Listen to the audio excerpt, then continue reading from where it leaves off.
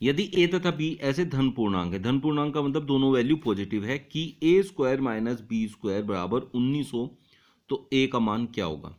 जब भी ऐसा क्वेश्चन आपको देता है ना, ए स्क्वायर माइनस बी स्क्वायर, और इधर यहां आपको जो संख्या दी है वो अभाज्य संख्या है, जब आपको अभाज्य संख्या देता है तो आपको हमेशा क्या करना है, उस अभाज्य संख्या में एक ऐड करना है और वो जो संख्या बनेगी उसका आधा कर देना है। मतलब 20/2 उसका आधा करेंगे तो 10 आएगा, तो इसका मतलब बड़ी संख्या आपकी 10 होगी। अगर आपसे छोटी संख्या पूछते तो इस 19 में से एक माइनस करते और उसका हाफ करते, मतलब 18/2 करते तो 9 आता, ये छोटी संख्या होती। ऐसे बड़ी और छोटी संख्या हम विद इन सेकेंड कैलकुलेट कर सकते हैं, लेकिन ये तभी अप्लाई करना है जब यहाँ आपकी एक अभाज्य संख्या हो। अब ऐसा क्यों होता है डिटेल में समझ लेते हैं। ये ट्रिक मैंने आपको बता दी कि आपको करना क्या है, आप इसको ऐसे ही अप्लाई करेंगे, एग्जाम में क्वेश्चन ऐसे ही करना है। A square minus B square, A square minus B square होता है ए प्लस बी गुणा में ए माइनस बी। मतलब दो संख्याओं का जोड़ करके और उन्हीं दोनों संख्याओं का अंतर हमने किया तो हमें 19 प्राप्त हुआ। 19 है एक अभाज्य संख्या। अभाज्य संख्या किसी से भी गुणा होकर प्राप्त नहीं होती, सिर्फ एक से गुणा होकर प्राप्त हो सकती है, बाकी उसके कोई फैक्टर नहीं होते। जैसे जैसे मान लिया हमने 6 लिया, 6 को हम 2 गुणा 3 करके प्राप्त कर सकते हैं, लेकिन अगर 5 है तो हम सिर्फ 5 एकम 5 करके ही प्राप्त कर सकते हैं, अगर गुणा करके प्राप्त करना है तो।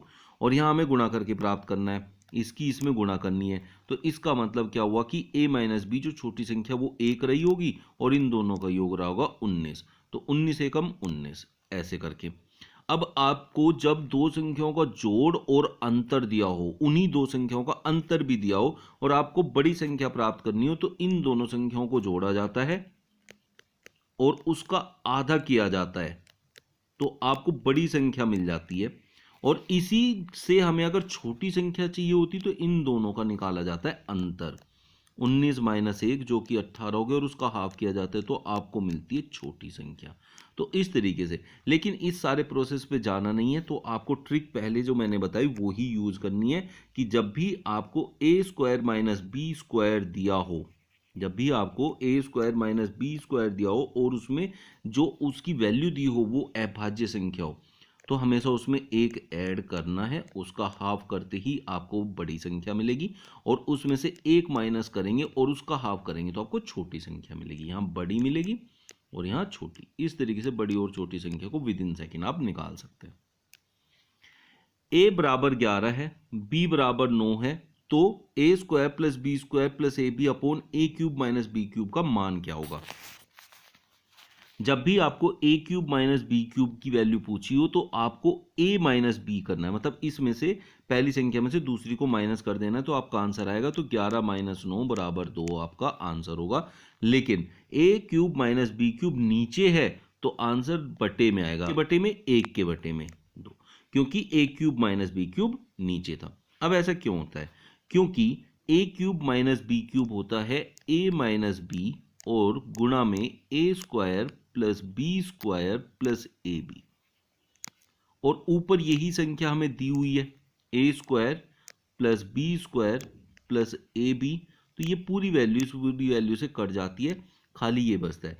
तो जहां भी ए क्यूब माइनस बी क्यूब दिया होता है वहां बस दोनों संख्याओं का अंतर निकाल लेते हैं, वही हमारा आंसर हो जाता है। अगर नीचे है तो बटे में करके लिखते हैं, ऊपर है तो आप सीधा 2 लिख देते तो आंसर ये आएगा। बहुत से बच्चे क्या करते हैं, 2 आया डिफरेंस और 2 पे टिक कर देते, जो कि गलत होता है। वो देखना है नीचे है तो 1/2 आंसर होगा।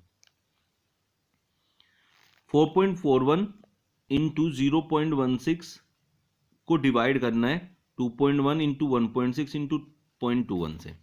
सबसे सबसे सबसे आसान बात और सबसे पहली जो जरूरी बात है वो ये है कि आपको दशमलव खत्म करना है। यहाँ से दशमलव खत्म करने के लिए आप ऊपर के कितने अंकों के बाद दशमलव लगे हुए हैं वो काउंट करने हैं।